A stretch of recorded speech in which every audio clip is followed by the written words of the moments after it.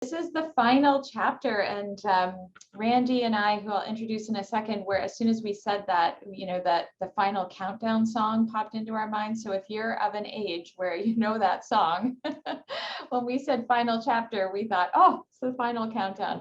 This is the finale in our virtual conference series, but you're going to hear at the end how this is not the end. It's just hopefully a beginning, but we're really excited and pleased to welcome you to this Chapter 6 event, which is the science of storytelling. We're going to be speaking today about the brain as a narrative machine. I'm Tracy Penny-Light, and I'm one of the co-founders and co-directors of the Center for Research on Storytelling in Education, and I'm joined by my other co-founder slash co-director, Laura Colquitt, and by our magical behind the scenes research assistant, Kitaka Mawatu. So we're really glad to have you all here. And I know many of you have participated in these sessions previously, and some of you might be new. So yeah, we're really just pleased to have you here. So, and we're really excited that we've got a real live neuroscientist with us today. So Dr. Randy Wader is here with us as well. He is an associate professor in the Department of Physiology, Neuroscience, and Behavioral Science in the School of Medicine here at St. George's University.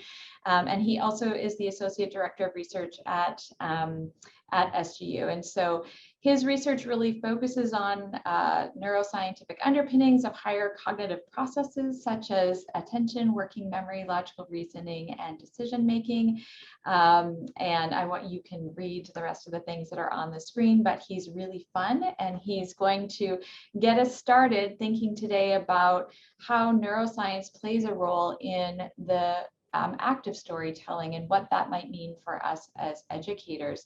So I won't take up any more time. I really want to just warmly welcome Randy and invite him to tell us all that we need to know about the brain and storytelling. Welcome, Randy. Thank you for the lovely introduction, Tracy. And thank you all for coming out today virtually. And thank you for having your cameras on, some of you, so that I can actually see the audience. It's so much easier to gauge people and try to get some nonverbal feedback when you're chatting away. It's been a challenge over the past year and a half to do all the lecturing online. And we were really looking forward to getting back into person, but it looks like we're gonna have to wait a little bit longer while things are a little bit tenuous in Grenada at the moment. So what do I want to talk about? I want to talk about the narrative. The brain is a narrative machine, because you are all interested in storytelling and the power of storytelling. And when Tracy and Laura first approached Windriff about this idea of Center for Research on Storytelling, I think they made the pitch, and I think it was like 10 seconds into the pitch, I was like, yes, like I'm absolutely on board. I truly believe in the power of storytelling. I think it's massively impactful for leaders and educators. So we'll talk a little bit today about what's going on in the brain and why it is so impactful from a neuroscientific perspective. So I start off with this slide. Many of you, I'm sure, have heard of Richard Dawkins, a famous biologist who's written a number of books. One of his most famous books is The Selfish Gene, which if you haven't read it, it's definitely worth reading. And Dawkins' basic argument is, well, the age-old question, right? So which came first, the chicken or the egg? And people have debated this question for a long time, but the answer is very clear. The egg came first, and specifically, if we're referring to genes as the egg, then there is no question that genes preceded us as human beings in the evolutionary pathway. And so the genes came first, and the genes really are the coding, right, to determine biological structure. And so people don't like when I tell them this, but essentially you are nothing. Well, no, I shouldn't say nothing. You are a fancy package for your genes. Okay. So the genes determine your structure. They determine how your body develops in utero. and they determine the function of your body, right? And so we know from biology that different parts of the body are specialized to carry out functions. So for example, your lungs are designed to exchange gases between your blood and the oxygen or the air around you. Your heart is designed to pump blood throughout your body. Your kidneys are designed to filter waste out of your bloodstream um, and expel it. Well, your brain does the exact same thing. Your brain has very specialized functions. And so we'll talk a little bit about those specialized functions as we move forward. Um, and the reason I put this other book here, which is written by Keith Stanovich, who was a professor at the University of Toronto, called The Robots Rebellion, is because his argument is that while we are fancy packages for our genes, the genes have provided us with enough cognitive capacity that we have now come to understand that we are a fancy package for our genes. And that is actually quite liberating because we can then choose our own destinies. We can choose what happens to our genes. The genes, of course, looking to replicate themselves through us as fancy packaging. So what does that mean? Well, it means that the brain, because we have these capacities that are developed through genetic coding and these functions, we're going to see that the brain is an association, or what has been referred to as a superior pattern processing machine. And it's a narrative making machine. And specifically, that narrative making is carried out by what we refer to as the left hemisphere interpreter. So let's talk a little bit more about that, and we'll go to the next slide. Okay, so the brain is a narrative creating machine, and it's such a primary function of the way your brain works that you can't turn it off. Okay, so it doesn't matter how many times I tell you that that's a green pepper, you're still seeing terrified faces in that green pepper, right? Because of the way that the brain processes information in very structured ways. Doesn't matter how many times I tell you that that's not a face on the moon, that is a structure, just the way that some rocks are formed, but it absolutely looks like a face, okay? And next slide, this is something that just doesn't apply only to images, right? So for example, you can look in your cup of coffee and you can see a frog, or you see a light and shadow reflecting on a fence and it looks like a ghost or a spirit, or you can look into the clouds and you can see the face of what looks like an old man with a beard in the clouds. And this has been going on forever, right? Next slide. This also applies to narrative or to reading, okay? So you can probably figure out most of what that sentence below says because your brain is filling in a lot of the gaps that are missing and creating a pattern, right? Remember, it's a superior pattern processing machine, okay? So the fact that your brain is superior pattern processing machine doesn't just apply to pictures. Based on your reading of this sentence, it also applies to writing as well, okay? So point number one, the brain is a superior pattern processing machine. You can't turn it off. It's a fundamental way that the brain works. Now, what is the evidence to indicate that that is, or the neurological evidence to indicate that this is what's going on? We're not going to get too complex and deep into the neurology. It can get fairly detailed. But we do want to understand some pretty important studies that have been carried out. This one by a famous neuroscientist called Michael Gazzaniga. And the first thing you want to understand is that you have a left side and a right side of your brain, right? Two halves, two hemispheres.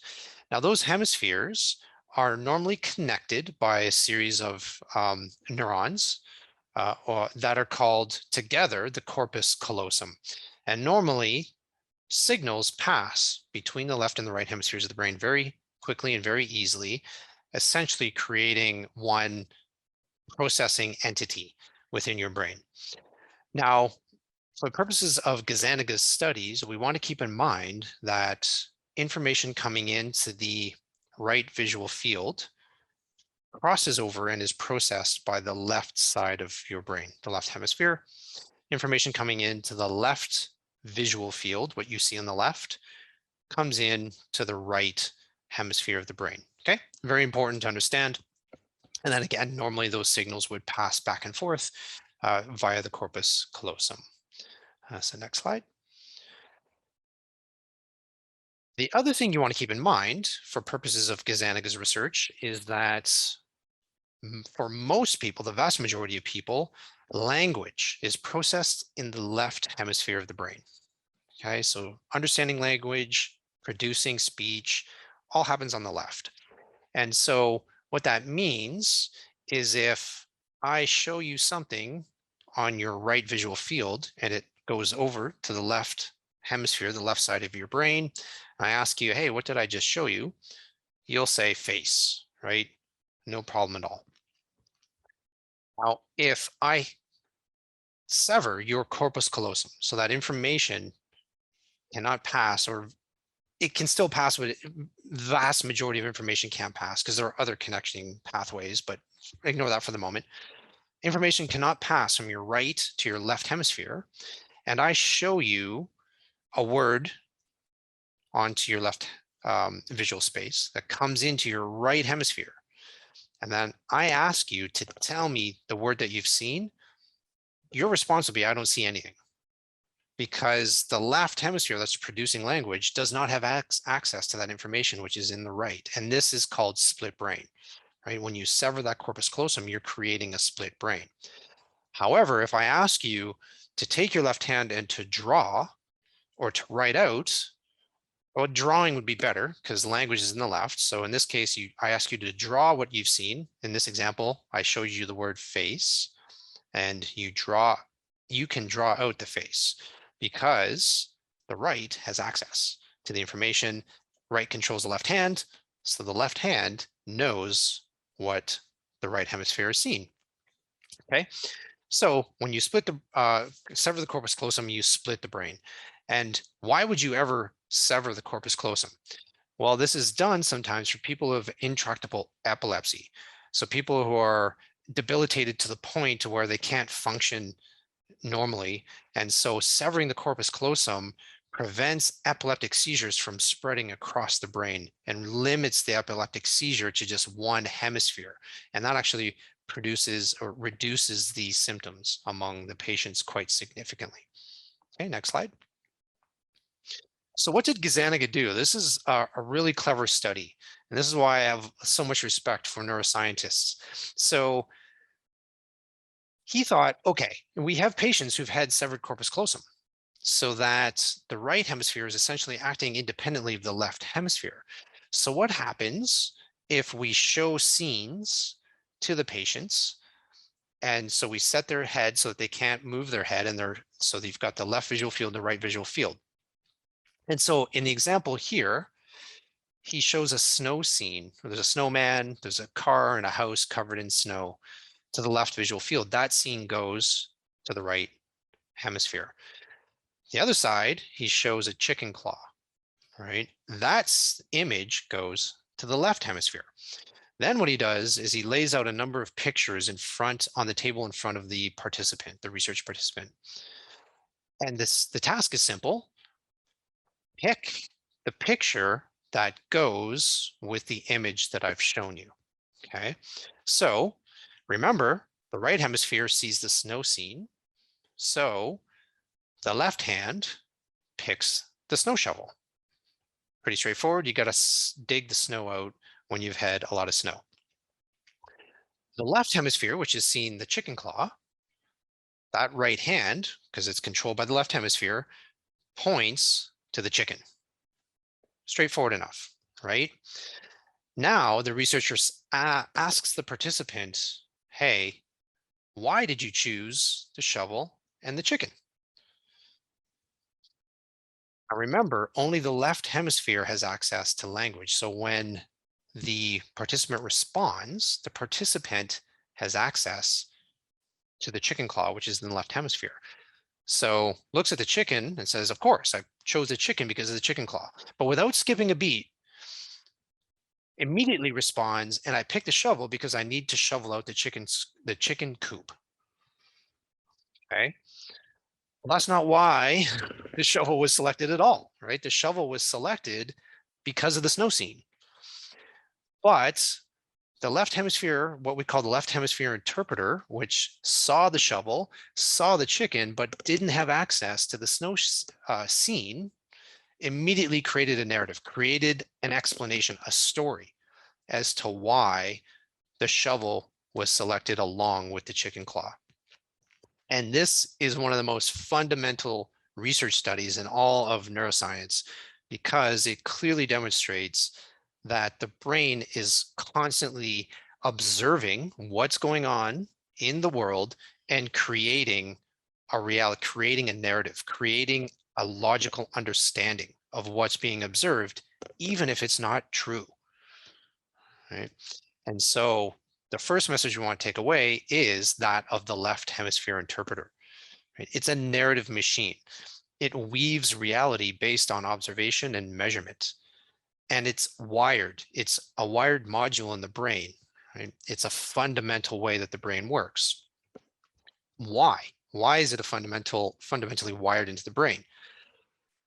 Well, it's about prediction, right? So interpretation is important for pattern processing. That is building a model of the world, of the reality in which we live. That model building is important for predicting what might potentially happen in the near, medium, and long-term future. And prediction is critically important for survival and reproduction. Reproduction is exactly how we go on to pass on our genes from generation to generation. And those genes that produce brain modules, in this case, that provide for better survivability, are more likely to be passed down. And so this tie back to the left hemisphere interpreter and its narrative making capacity is directly tied in this hypothesis to prediction and reproduction and mastering the environment. Okay, so we'll stop there and think about that for a few minutes. Oh, Tracy, you're muted. I thought I hit the button. Thanks, Randy. We're going to go ahead and just give you an opportunity to sort of share what you're thinking in this moment. And so we've created a Padlet, as some of you know, is one of our go-to tools. So I put the link to the Padlet in the chart, and you'll have a couple of different options. You can ask Randy a question. You can share your takeaways so far from this session. You might have connections already to your teaching and leadership practice that you either see from what Randy has shared so far or that you're thinking about. And so you could also share those. So we'll give you about 5 minutes to go ahead and work on the Padlet, and then we'll come back and discuss what you put in there. There's some great questions there. So I would, one I can answer real quickly is, yeah, the study was done with participants who had no cognitive disabilities per se. They were split brain patients though, so they would have had epileptic seizures, but they would have not had any discernible or consistent cognitive deficits across the participants. We're going to try and pull the Padlet up onto the main screen so everyone can see, but I thought maybe I would just narrate a couple of the questions to you as well, Randy, so that you can answer them. So one question is around fake news and stories. I'm reminded of research showing that false stories or news is transmitted faster, perhaps because the brain can more easily grasp the fake narrative than the complicated truth. Any ideas for how to combat that? Yeah, good question. I think the truth can be a little bit more complicated sometimes than or you could fake news, you might say. I think it also, people also tend to there's all sorts of biases associated with like confirmation bias. Like I already have this belief, right? So and this, what I'm being told is consistent with that belief, even though it might not be true. And I think there was something in there that I saw about energy expenditure. Definitely. So, and again, when you think about it from an evolutionary perspective, for most of human history, energy was limited in terms of calories and nutrition. And so anything that would make us more efficient, and shortcuts, or what we call them cognitive shortcuts, right? So anything that provides a cognitive shortcut would be at an advantage because it takes less energy to get from point A to point B. And so how do you combat that kind of thing? I think the first step is like this. So people to understand, hey, I have a left hemisphere interpreter and it's filling in the gaps, right? And so I think for me personally, one of my professional missions, which I'm going to be spending more time on in the future, is just educating people. This is your brain and this is how it works. And you have all sorts of these biases. And the more you understand that, the more you can watch out for those thinking biases as they pop up. Yeah, and we were speaking a little bit about that yesterday when we were getting ready for this particular session. And we were thinking about things like threshold concepts and some of those understandings that students come to class with that may or may not, like based on their observations of the world around them, assumptions that they make about how things work that actually aren't true. So I was thinking about a physics example. If you turn a bucket upside down that's full of water, we would expect the water to come out of the bucket. That makes perfect sense. But if you spin the bucket around on a piece of rope, then you can see, wait, once it gets to that upside down point, the water doesn't fall out because there's a force at play. And how does that work? And so sometimes if you just tell the students, I can turn the bucket upside down and the water's not going to come out, they're going to say that's not true. And so we need to show them how that actually works.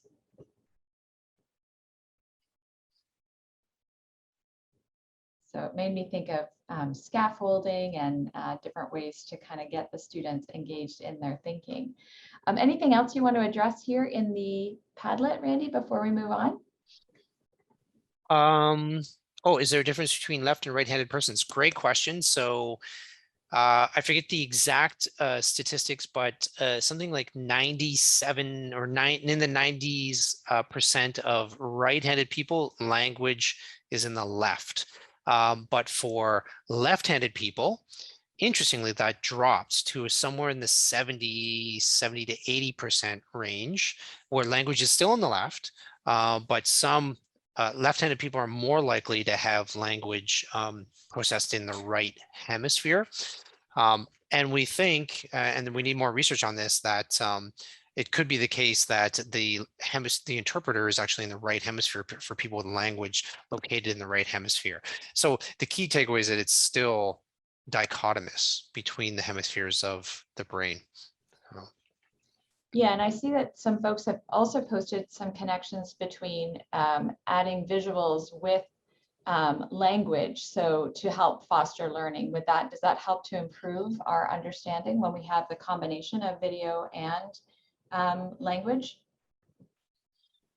Yeah, it should. I mean, we'll talk in a minute about your goal as an educator is, and actually the goal of everyone who is healthy is for hemisphere balance. So you want the brain to be able to move back and forth between the left and right hemispheres. In fact, all the different areas of the brain. And one way to think about mental illness is an imbalance of brain activation. And so whereas, it's like a symphony across the different brain regions. If you have like the tubas are like just right, taking over, mental illness is one part of the brain overactivated and firing, or underactivated too much, and the balance is lost. So think of things like obsessive compulsive disorder. It's overfiring of one particular area of the brain to the detriment of the balance of functioning within the brain. Great, thank you. Well, thanks for all these great questions. We're going to let Randy continue educating us about the brain. Okay, sounds good. Everybody remember the commercials from the 1990s, 1980s, late 1980s? This is your brain. This is your brain on drugs. And then the frying egg. So this is your brain, and this is stories, and this is your brain on stories. Okay, so next part we'll talk about is the importance of emotion, and another critical component, um, the another fundamental aspect of human beings, which is the fact that we are social animals. Okay, so we're going to also piggyback on the fact that we are social animals. We don't have big fangs. We don't have, I mean, we're not very big and strong. We don't, the only way we have of protecting ourselves from bigger, faster, stronger predators is by banding together into groups. And so there is all sorts of really good research to show that being expelled from a social group while your physical safety is not necessarily at risk, it's the same feeling where it feels like your physical safety is at risk, that you are essentially um, you know at risk of being eaten by a predator. And so we want to understand that, and we want to understand that um, emotion also drives a very large portion of the choices we make and the actions that we take. So as we go through the next section, let's think a little bit about, from a narrative perspective, the fact that we're uh, social creatures and emotions play such an important role. So when you're going through a narrative, you're telling a story, there are three essential steps, and those steps are associated with specific brain activation and specific neurotransmitters, which are the chemicals that are released in the brain to between neurons and drive brain activity. So the first step is to capture attention. And there are a number of ways that you can capture the attention of the students in this case, because we're talking about teaching, right? So you can either provide a really vivid description of a scenario or a situation, and the more concrete, the better. You can create suspense or tension as you're talking about the narrative or the situation. You can use common experience, so something that has happened to a lot of people. Have you ever, had this happen to you, where you were sleeping at night and you thought you heard things, bumps and noises in the house, right? Or you can create a conflict or dilemma, something that is unresolved. And when you're doing this, what's happening is, through mirror neurons, a process called neural coupling. And so what you're doing is, when you activate particular areas of your brain, remember, because different areas of the brain are responsible for different functions, as you're weaving your way through that story, the exact same areas of the brain are being activated in the listener, in the students, right? And so this is a powerful way of actually taking someone along the pathway of experience with you. And this is an image from a study that I pulled, where they actually showed someone reading a story and someone listening, and the same areas of the brain were activated by the reader and the listener. And so it's this really cool process of coupling. And that, again, comes back to the idea that we're such social creatures. So we're wired for this type of neural coupling. Okay. When you're engaged in that process, you're releasing dopamine, right? So as the saying goes, dopamine is released during this phase. All good storytelling is dopamine creating. And what does dopamine do in the brain? Well, it focuses attention. It's associated with motivation and arousal, motor control, and reward and reinforcement. And so this pathway that we're showing here is the reward pathway in the brain. And when you think about it, when you're focused on something and there's something rewarding and reinforcing that you're seeing in the environment, and you're aroused, you're motivated by that rewarding stimuli, then you're more likely to engage your motor activation to move towards whatever it is that is rewarding. Okay, so all of these things are actually closely connected in terms of functionality. Okay, so the next step then is, in the storytelling process, is to create empathy, to continue that connection between the protagonist in the story, whether it's yourself or you're talking about somebody else, and the listener. And you do that by talking about common humanity, talking about common human struggle, or talking about how the protagonist is vulnerable and is weak, and that could be connected back to the dilemma or to the conflict. Okay. Again, remembering that we are social creatures, and so other people, the listener, the students in this case, will be able to understand what the protagonist is going through, and that continues the neural coupling and creates that compassion. And the neurotransmitter associated with all of those feelings is oxytocin, right? You've sometimes heard of the love neurotransmitter. That is oxytocin. It's impactful in storytelling. Any impactful storytelling releases oxytocin, and oxytocin is associated with trust, generosity, bonding, romantic attraction. It's what brings people together. And so if you've ever watched a good film where a good storyteller, a good filmmaker can take, what would normally seem like an evil villain and make you feel compassion and make you feel like you understand and you feel almost bonded to that evil villain if the story is told in the right way. Okay. The third step in the storytelling process is the climax. So this is where you solve the conflict or the dilemma, you end that suspense, you provide an answer to the outstanding questions. And here, what you'll see in the brain is a release of endorphins. So remember, endorphin release is associated with exercise, right? So you go and you do that jog, you do that run, and afterwards you've got this feeling of relaxation and focus and calm. And also during this phase, you can be more creative because of that relaxation.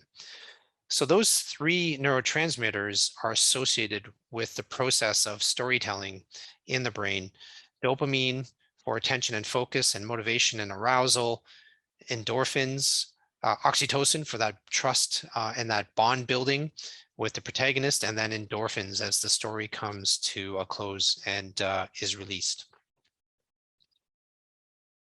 So the left hemisphere and the right hemisphere of the brain, let's fold back here for a second, and we're going to bring it all together. How many of you have heard, okay, left brain, right? Math, logic, analysis, language, facts, linear sequence, okay? That's pretty common way to think about the left hemisphere. And again, let's talk about, for example, right-handers in this case, which is the vast majority. This is the left hemisphere. So when you think about it, it's very linear. It's sequential. Language is linear sequential. Mathematics is linear and sequential. Logic is linear and sequential. Whereas the right brain, which is more associated with creativity and imagination and the arts, this is more parallel, right? So you think about, to be creative, you need to take two things that were normally, say, linear here and here, and you need to bring them together. Or to come up with a visualization of something, you need to lay it all out in a pattern in front of you, right? And that is parallel. But the way to think about overall the left hemisphere and the right hemisphere of the brain is uncertainty and certainty. And so certainty is about this, I know what comes next in the linear sequence, right? Uncertainty is, I don't know what comes next in the linear sequence. It's parallel now, and I need to look at that pattern. And I need to figure out, okay, if I need to take a step forward, where do I go from here? Okay, so think certainty and uncertainty. And we've actually published some research looking at uncertainty, and we did that by looking at logical reasoning. So we did some studies where we looked at brain activation. This was in 2017. And we specifically looked at how participants resolved inductive versus deductive reasoning. And so deductive reasoning, remember, is all A or B, all B are C, therefore all A are C, right? It's very rule-based, it's very linear, there's no indeterminacy there, it's determinate. Once you know the premises, you know the conclusion.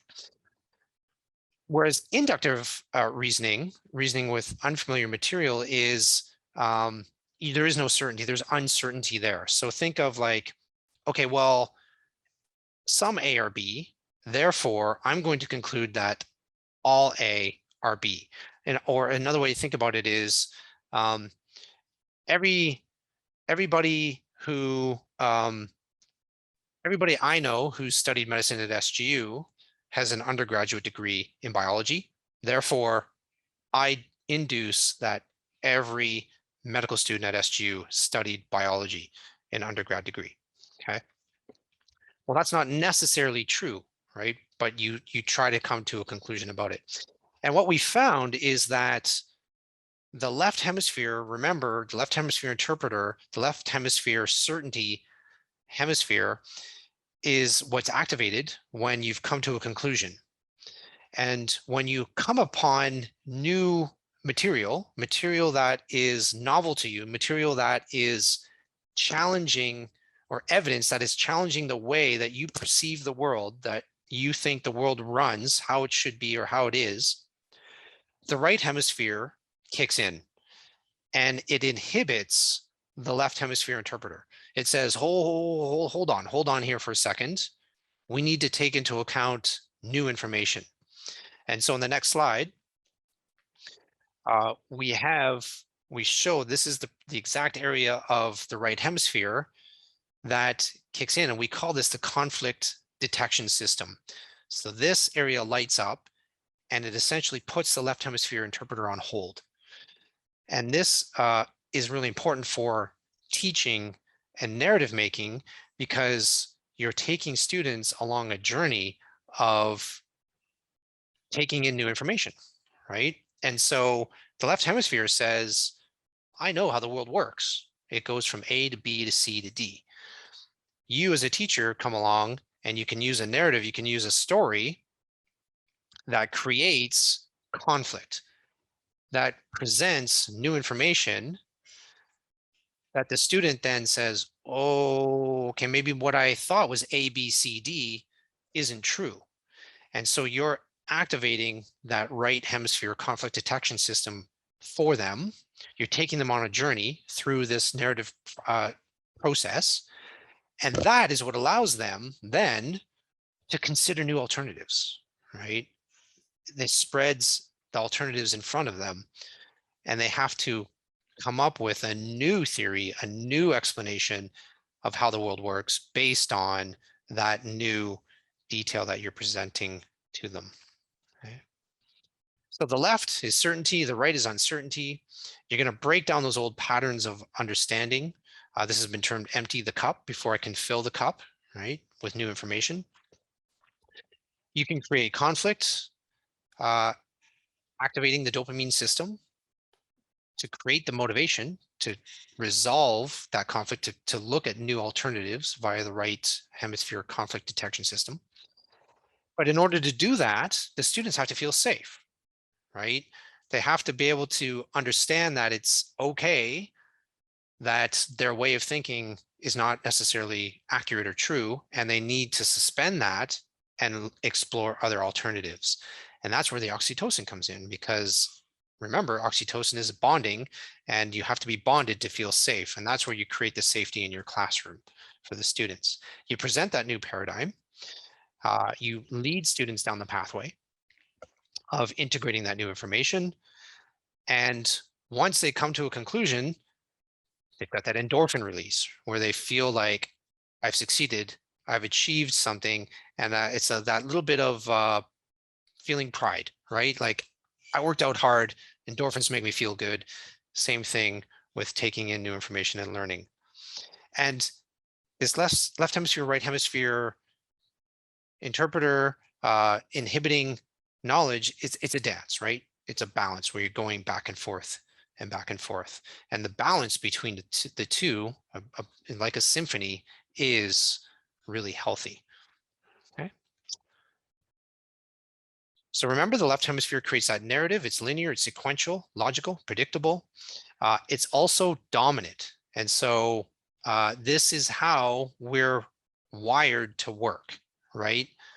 It brings calm and certainty to the world. It's predictable. I know what's going to happen next. And I'm comfortable when I know what's going to happen next.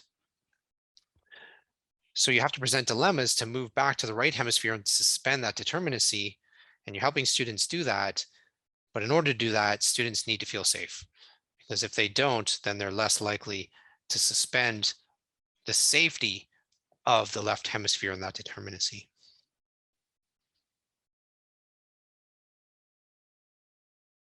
Okay, that's it for me. Right.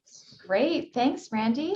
Well, before we go into our application activity, I just want to open up the room to know if anyone has any burning questions that they want to ask. And feel free to either post in the chat or unmute.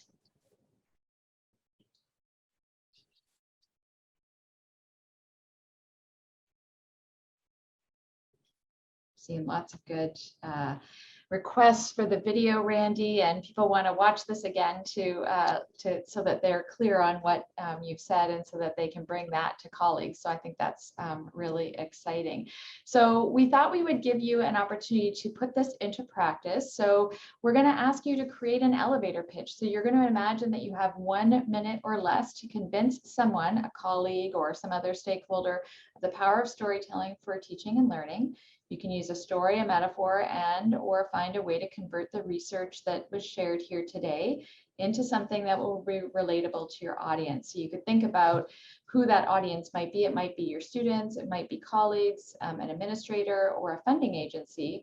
And we're going to ask you to really think about what that could look like. So we're going to give you 5 to 8 minutes to brainstorm some ideas and start to write down an elevator pitch. And then we're hoping to send you into breakout rooms, although we're having a bit of technical difficulty behind the scenes here. So if that fails, we'll come back and do this as a large group. But for the next 5 to 7 minutes or so, just take a stab at writing an elevator pitch. So this, remember, it's 1 minute.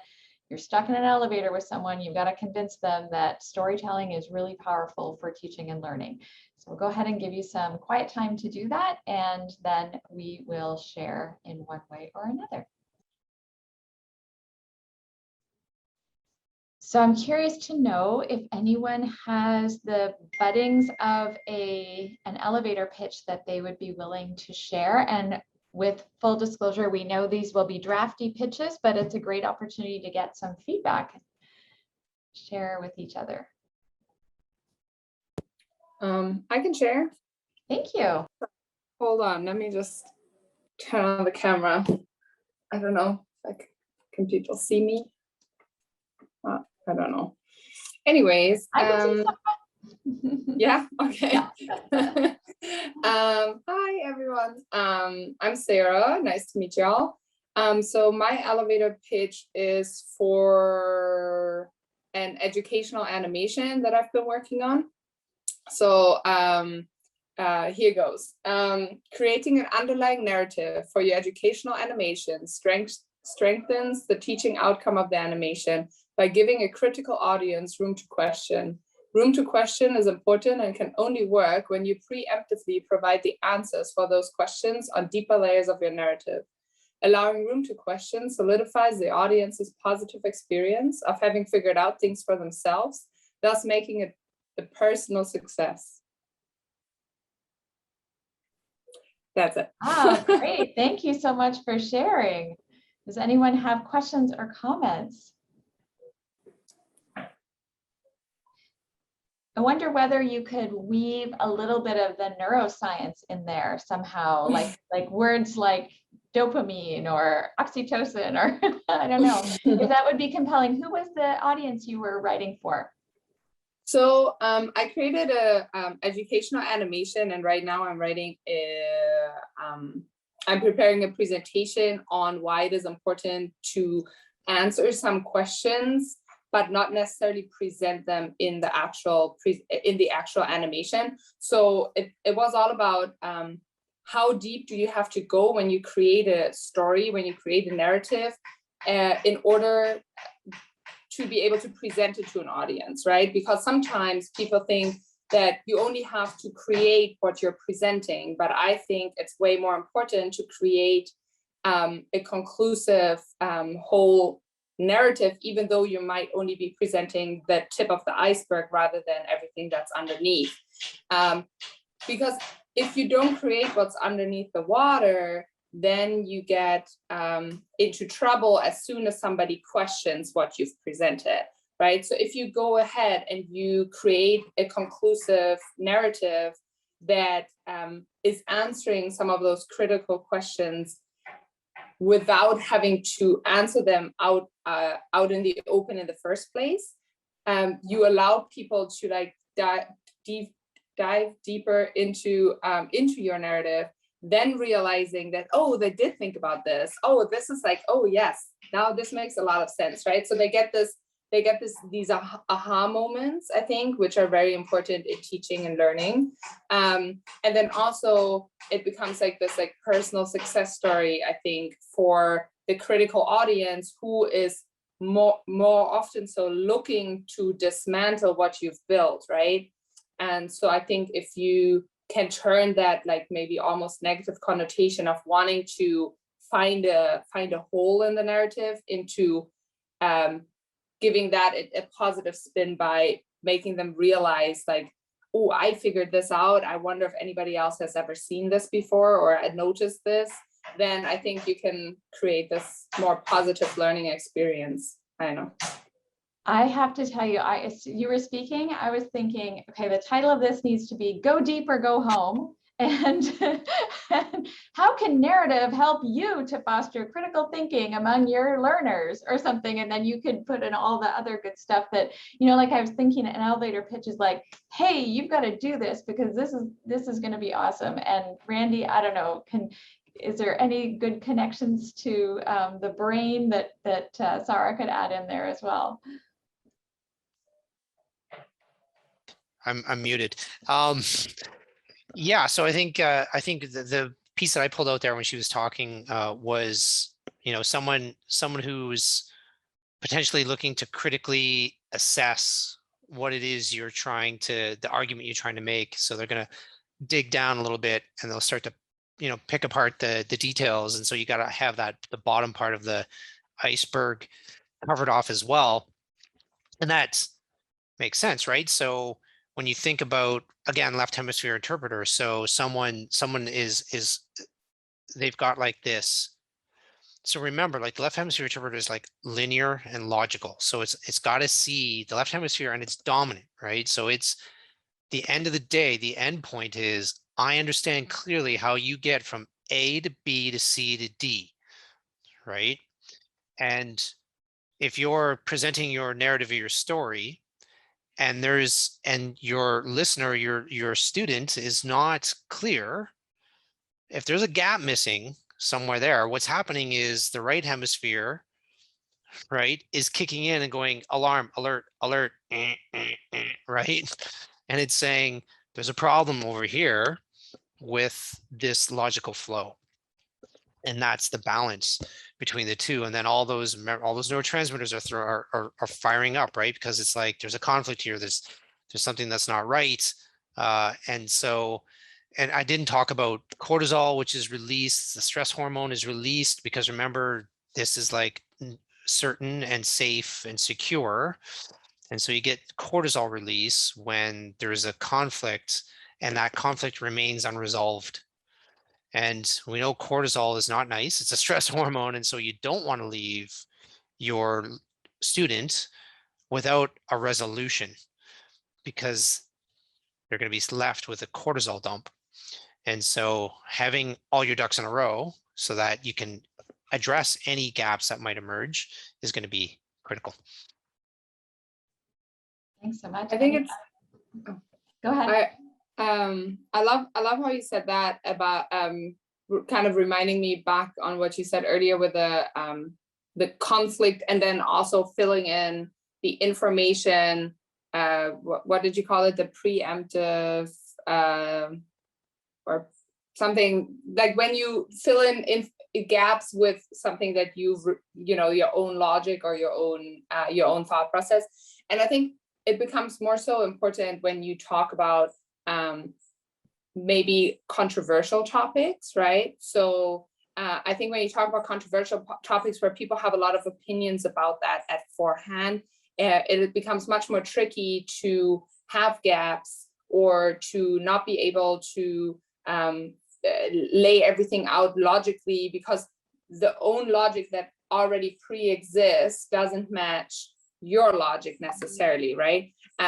That being said, there might, there's sometimes several parts of straight logical reasoning to get from point A to point B. One goes A to Z and the other one goes the opposite direction, right? So I think for my presentation personally, the topic that we have is very controversial, especially in the Caribbean, because it's about LGBTQIA community. It really it has this big board of this big wall that is easy to attack for people who already have their own preconceived narrative at forehand. So you already kind of, instead of starting out with a blank slate, you start out with a conflict. So I'm wondering whether you have any tips on starting a narrative that starts out with a conflict and how to negate that to kind of have a bit more conflict resolution by the end of it. And it doesn't have to be completely resolved, because usually that doesn't happen, but maybe lessen the conflict or the inner conflict. I don't know if you have any tips or ideas on that. Yep, definitely. So when you get into topic areas that are charged and emotionally charged, and you'll note that a lot of emotionally charged topic areas are social in nature. Again, because we're social creatures, it's so critically important for us as human beings to have our in-groups, our out-groups, and our social structure. So anytime you start talking about things like sexual orientation, where people have preconceived notions, and so if you're left hemisphere, and somebody's actually asked a question in somewhere, is left hemisphere and right hemisphere dominance associated with personality? Yeah, we think it is. So for example, there's some really interesting research showing that conservatives are stuck in their left hemisphere. So they have a really hard time. The right hemisphere conflict detection system, it's working, but they're overriding it. They're stuck in the left, so they're less likely to switch to the right hemisphere and entertain new ideas, new possibilities. Whereas liberals are just easy. It's easier for them to bounce over to the right hemisphere. So it's oh, well, so because conservatism by definition is these are the rules, we don't change the rules, right? The rules are the rules, right? We continue like we've always continued, and that's certain, and this is the pathway. Whereas liberalism by definition is, well, we've got to change with the times, we've got to look at our rules, we've got to adapt to the rules, right? And that takes right activation. So what happens is if you're going to get into an emotionally charged area, you're asking someone to release or suspend this left hemisphere, go into the right hemisphere, look at other possibilities, look at the patterns right in front of them. But in order to do that, you need to super amp up the safety. So you got to create the bond, you got to create the connection. There needs to be all sorts of oxytocin dump, because without the safety, they're not going to feel comfortable suspending this belief because it's so ingrained, it's so emotionally charged and ingrained in the way that they think society should work and where, how everyone should function in society as social creatures. They're going to need to feel super safe to suspend that and go over here and talk about other possibilities. Yeah, and that kind of relates to something that I think Teresa put in the chat earlier around, creating the conditions, the safe environment within the classroom in order to have people receive the story in a way that's going to be productive, right? So, we never want to take them into a place where it's just so foreign that they can't make any sense of it at all. And so, yeah, so I think, and I know your animation that you're speaking about, Sarah, so I think it does a really nice job of helping people to kind of get there. So this is super helpful. Antonia, I know you had your hand up as well. Did you want to share? I had my hand up, but I think Randy covered it, and I think you covered it. So that's why I put my hand back down, because I thought that in those instances, safety, bonding, sameness, community, these are the things you need to start off with, because if you start off with conflict, all your energy is going to be dissipated in it. So what you need to do is to conserve it. Let us start with what we all agree on, whether we're conservatives or liberals. And then we move from that place. So in terms of when Randy was talking about how you capture the attention, I think sometimes you need to be really careful in terms of if you're going to do conflict or dilemma or common experiences, because you're going to have different reactions, different paybacks. And the paybacks might be too serious, because in a discussion in a class, for example, you may find that there is just so much argument, so much tension that you never get to the destination you want. But if you begin by that place, which is going to allow for safety, then your story gets more traction. So that's really what I was thinking when Randy was speaking. Thanks so much for sharing. Does anyone else have an elevator pitch? Oh, Teresa, please go ahead. Sorry, I didn't have an elevator pitch, but just following on that, because I was thinking about the safety issue. Sometimes in the class, it's almost like the students are a little bit impatient to get whatever the discussion topic is. And I think I've been a little guilty about that as well, and haven't appreciated getting safety in place first. But if it is if it is a controversial topic and it is going to be contentious, but you do want to have some time for the discussion. Does anyone have any tips for how you can well, I wouldn't say quickly, but effectively and efficiently, check for safety or get that safety in place if you know that you are going to be talking about something controversial?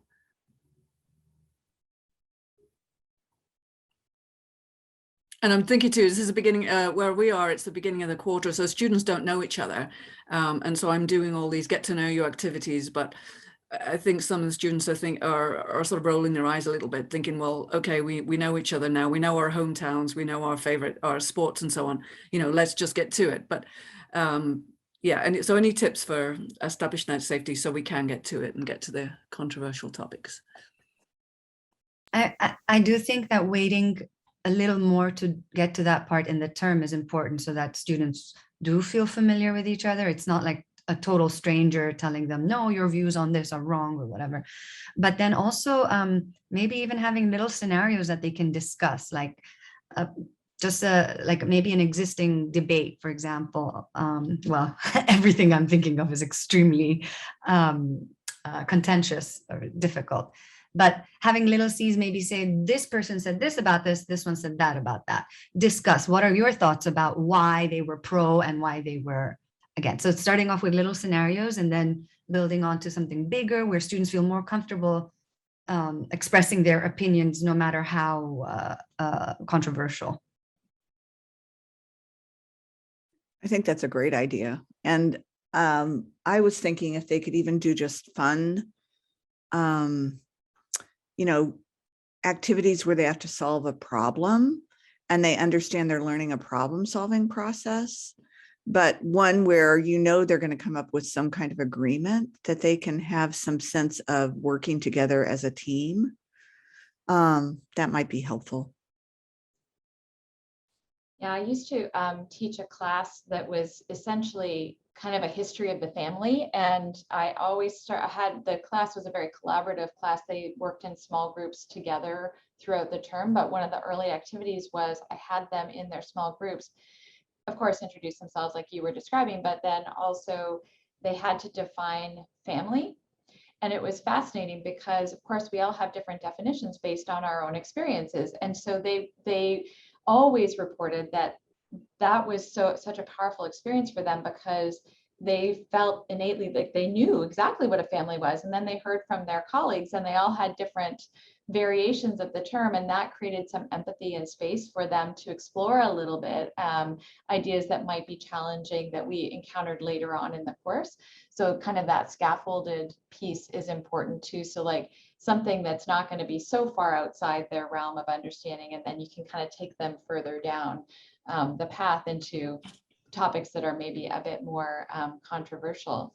Laura, I'm not sure if you're with us, but I know people would love to hear more about productive confusion, and I didn't know if you wanted to share.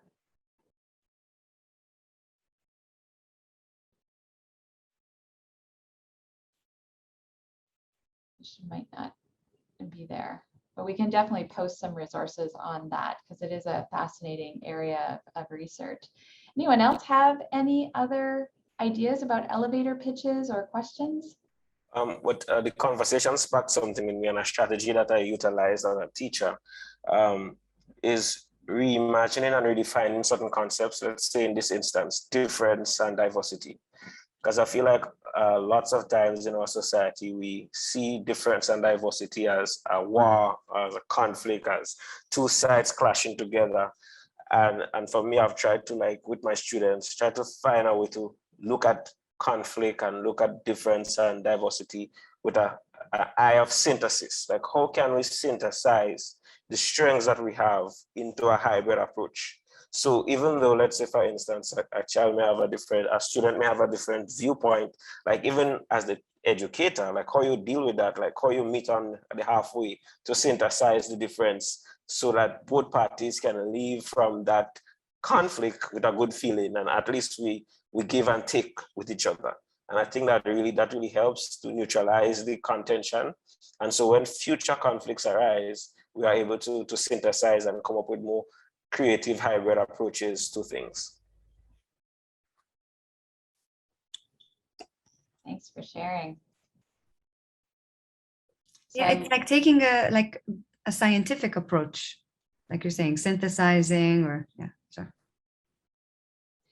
Yeah, which might be really interesting for those of us who are not in science. I mean, I'm imagining that there's great opportunities for us to really leverage the science here in service of convincing others that the work that we do in non-scientific fields to develop empathy, to kind of create safe spaces, to encourage collaboration and debate among potentially controversial topics, you know, to leverage the science in service of, that's a good process for us to be undertaking in the classroom. I don't know, Randy, if that makes sense or not. Yeah, I think it totally does. And on the safety train, so how do you create safety? Well, again, remember, left hemisphere feels safe when things are patterned, predictable, right? So it's like, we all know this with kids, right? Kids are a nightmare unless there's like routine, pattern, rules, predictable. So it's if you've got a new classroom with new children coming in, and you're trying to create that safety, step number one is, as the teacher, these are the rules. This is how it works in our classroom, right? X, Y, Z, this is the pattern, this is the routine, this is the expectation of everybody in the classroom. And that's the, you know, the foundation for creating a culture of safety. You know, I just want to interject here and say, I think this is just so relevant now in this COVID time in Grenada and what we do in our spaces, because I think that our students are looking for those safeties, are looking for those rules, are looking for the reassurance of normalcy. And that's how normalcy manifests itself. And it's like, I find now that when I'm teaching, the students are wanting to throw their hands up in the air and say, the sky is falling down, all is lost. But I'm holding on and I'm saying, no, no, no. This is what you have to do today. This is what you have to do tomorrow. And I'm trying very hard to say, let's just work with our structures that we have, because I figure that's the only way I can stay sane and they can stay sane. So yeah, it just resonated for me really powerfully that way. I think you're right, Antonia. And especially true right now in this context, and always true, right? I mean, I think that's where certainly as someone who's worked in faculty development for a long time, that's one of the challenges I see faculty members experience, is that they don't establish the clear criteria, the rules, the expectations early on for students, or in an attempt to be really kind and nice, they shift and change the rules all the time. Like, oh, well, this was the deadline, but now we're going to change the deadline to here and there. And students don't like that. They, over and over again, I've heard students say, like, I don't know what I'm supposed to do or when I'm supposed to do it. And so there are times when we do need to adjust, and we ought to still kind of stay in the structure that we've established at the outset where possible. Because I think as humans, we need that pattern, that we need to know what's coming next. And so it's right now in the pandemic context, it's a tricky dance that we're doing, because we want to, you know, help the students feel safe and secure in the changing uncertainties of the world. And we want to give them some flexibility, but too much of that is probably going to put them feeling more at risk. I don't know if that's, I think, rooted in brain science, but it sounds like it is. Yeah, and I think it confirms something, maybe Randy can confirm as well, that routine builds habit, and habit is very critical for the brain to be consistent with things and so on. So creating that habitual structures and consistency would be very critical to mold behavior in a particular way. Is that correct, Randy? Am I neuroscientific in my statements? Yeah. So from a neurological perspective, so remember that to create connections between neurons, right, they need to fire together. So again, think of like the wiring. So neurons that fire together wire together.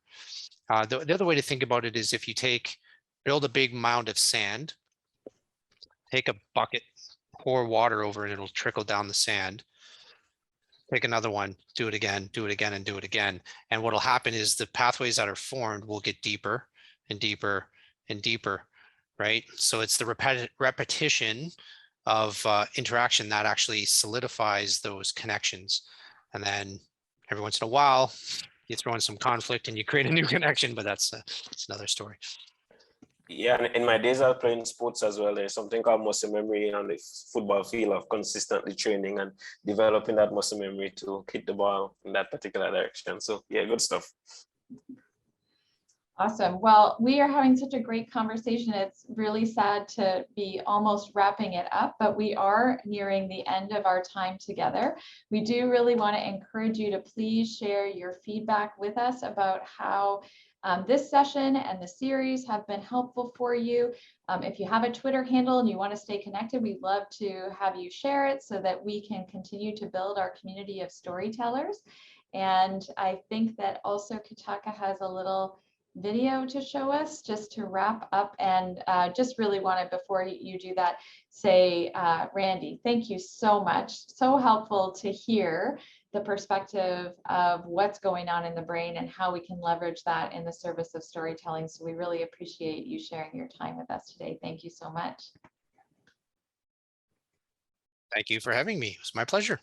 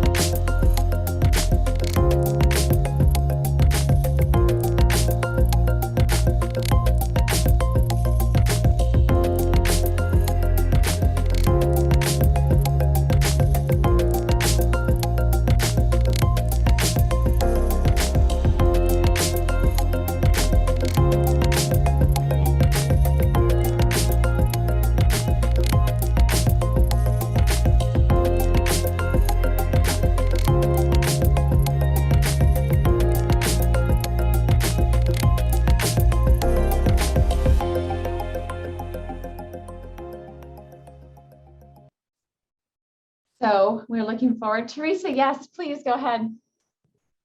Oh, you're muted. Sorry, I had a quick question for Andy, and I just couldn't figure out the right time to get it in. I hope it's not too late, but I was hearing too that the brain, I don't even know how to ask this actually, but that our brain likes to have new experience and likes aha moments. But so I was wondering if you could just say something quickly about it. Is that true that it is learning is pleasurable for our brain, these aha moments, and what are the neurotransmitters that are involved there? Yeah, that's a good question. I would have to look into it a little bit, but my hypothesis would be that you're looking at dopamine. You probably would be looking at some endorphin release, because again, it's like that when you've got a conflict, we like to solve puzzles, right? So it's like someone gives you a puzzle, you're like, hey, what's going on here? And then when you come up with that solution, it's almost like you've done you've just done a little bit of a jog, right? And then you get to the end of your jog, and you're like, it feels so great.